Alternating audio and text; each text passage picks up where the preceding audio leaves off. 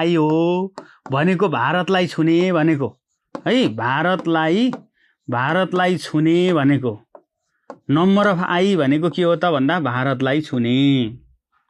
अनि सी भनेको के हो त भन्दाखेरि यो चीनलाई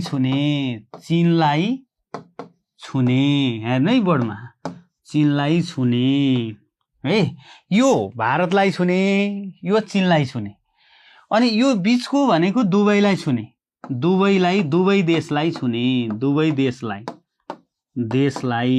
दुबई देशलाई छुने है।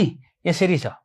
मैले परदेशमा 25 छ पढ्नु भनेको छु, परदेशका कुरा गरेँ है मैले। पहिला परदेश र जिल्लामा पहिला परदेशका कुरा गर्दैछु।